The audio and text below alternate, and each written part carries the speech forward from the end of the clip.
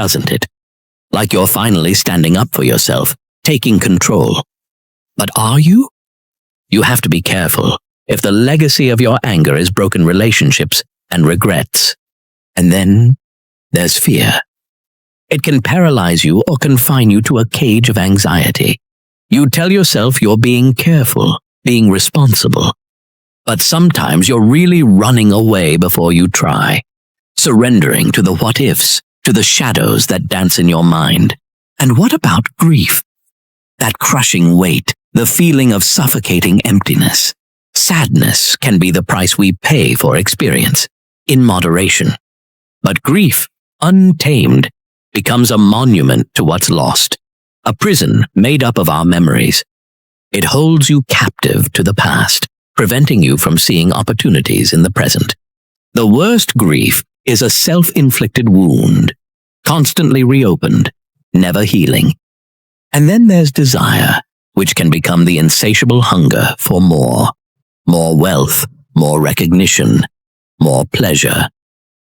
It promises happiness, swears this time we'll be satisfied. But it's a mirage, a shimmering illusion that always stays just out of reach. We chase it, driven by a belief that if only I had. But the if only never ends. The more we get, the more we crave. The hole inside us only grows larger because the happiness we seek isn't out there in the material world. It's inside us. These emotions, in their twisted forms, are traps. They are traps we set for ourselves again and again, often without realizing it. They are the wrong choices masquerading as right choices. They promise comfort, security, and satisfaction, but they deliver the opposite: pain, disappointment, and regret. Many of these traps stem from our attachments. If we're not watchful, our attachments can weigh us down. From the moment we're born, we form attachments. We're attached to our parents, to comfort, to security. As we grow, those attachments broaden to include our possessions, our reputations, our relationships. We start to think of our attachments as us. We build our identities around these external anchors, convinced that they are the building blocks of our happiness. But what if that conviction is flawed? What if these attachments, the things we cling to so tightly, are the very things that are causing us to suffer? Think about how much anxiety stems from the fear of losing something we value. The gnawing worry about your investments tanking.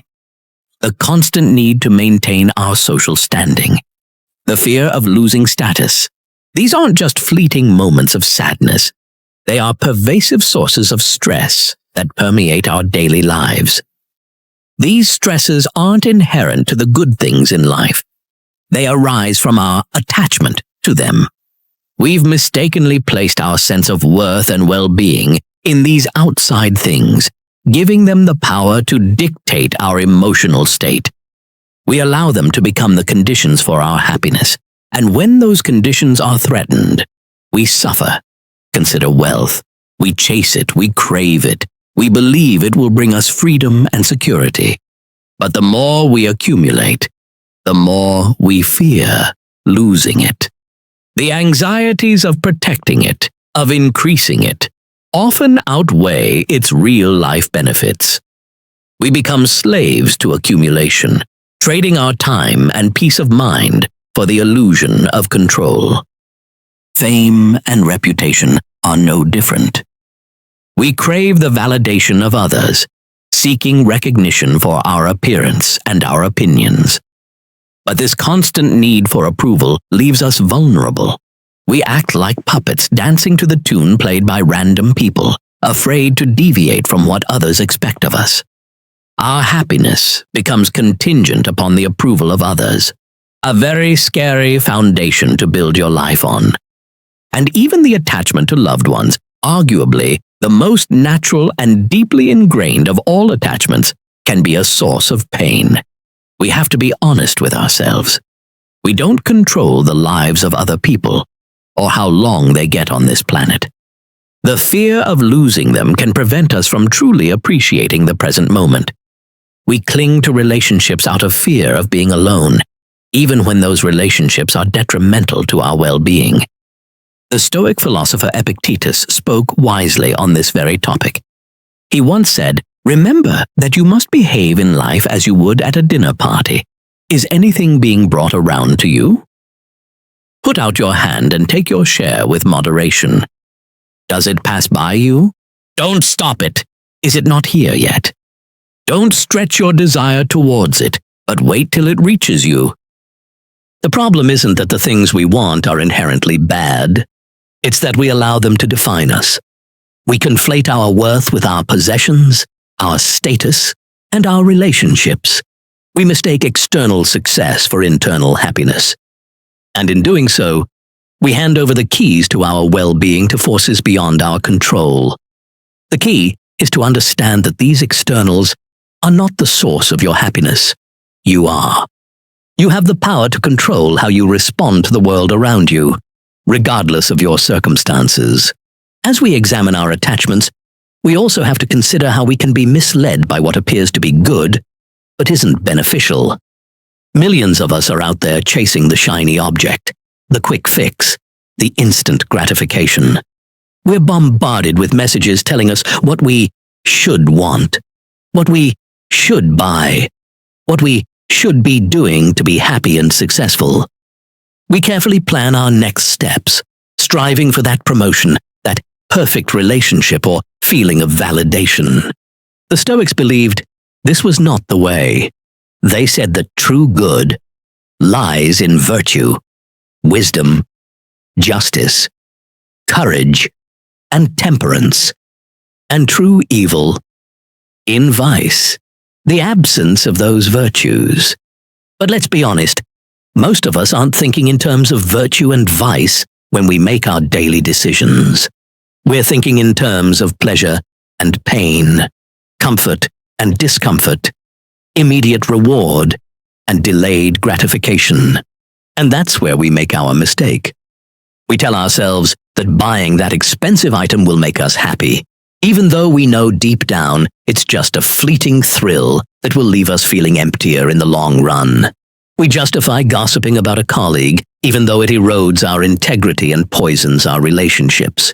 We procrastinate on important tasks because facing the challenge feels uncomfortable, even though we know it will only lead to more stress and anxiety later on. These seemingly small choices, the gossiping, the procrastinating, the impulsive spending, are the seeds of our undoing. They're the termites gnawing away at the foundation of our character. We're so busy obsessing over the perfect paint color for the walls that we fail to notice the crumbling foundation underneath. The problem isn't necessarily that we're actively choosing evil in the dramatic mustache-twirling sense. It's that we're choosing perceived goods that are actually detriments in disguise. We're mistaking pleasure for happiness, comfort for strength, and instant gratification for lasting fulfillment. We're falling for the false promises that society, people with things to sell, and our own desires whisper in our ears. So, how do we break free from this cycle? How do we start identifying and avoiding those self-sabotaging choices? It starts with awareness.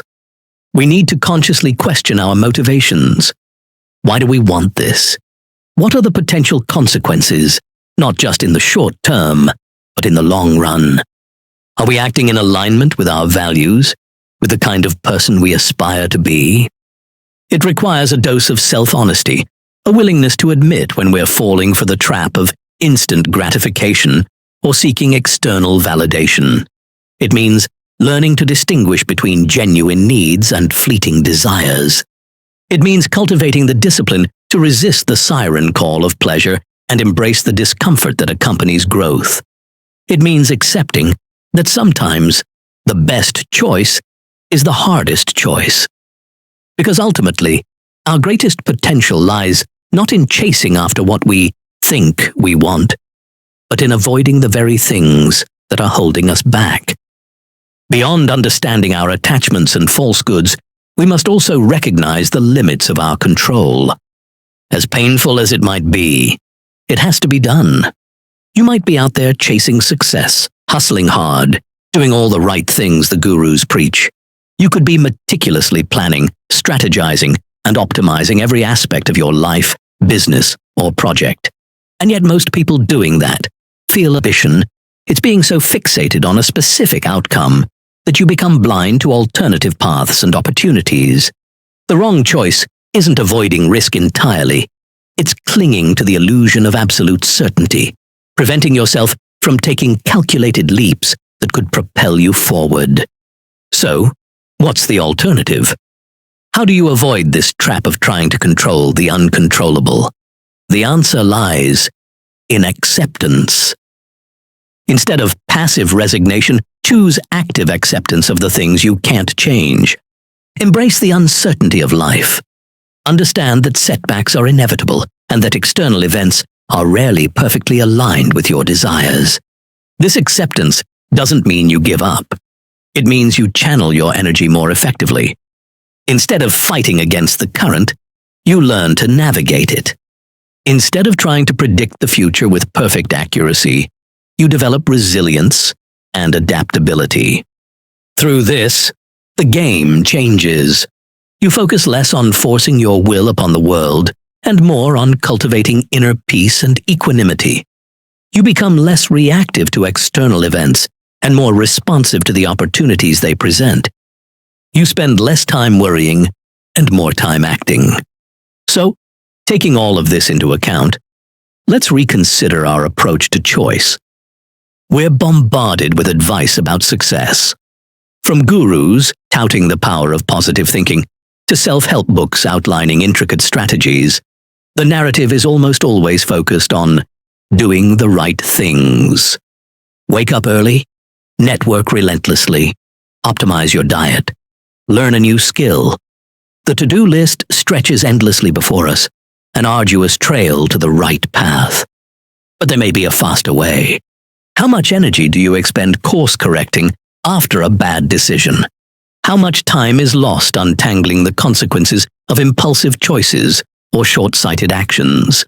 We're often so busy striving for the right move that we fail to recognize the potential pitfalls looming ahead. We're so fixated on adding the perfect brick to our metaphorical castle that we neglect to reinforce the foundation. What we need is a shift in perspective. Instead of blindly pursuing every gleaming opportunity, we need to cultivate a discerning eye, one that can identify the deceptively attractive paths that lead to dead ends, setbacks, and ultimately, unrealized potential. What are the recurring patterns in your life? What are the behaviors that consistently lead to regret? These are the areas where focusing on avoiding the wrong choice can yield the most significant results.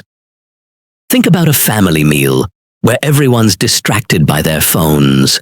The parents tell themselves they're just quickly checking work emails or responding to important messages. The kids are gaming or scrolling social media, believing they're staying connected with friends or just unwinding. But in this moment, what's truly being lost is the genuine connection between family members, the opportunity for meaningful conversation, and the creation of lasting memories. The wrong choice here isn't using technology itself, but allowing it to steal precious time together that can never be recovered. A simple decision to put devices away during dinner might seem small, but avoiding this wrong choice creates space for something far more valuable than whatever was on those screens. Sometimes, the most important improvements in our lives come not from adding new activities, but from eliminating the distractions that prevent us from appreciating what we already have. The power lies in recognizing these potential pitfalls before they become reality. It's about identifying your personal kryptonite, those specific temptations, biases, and insecurities that lead you astray.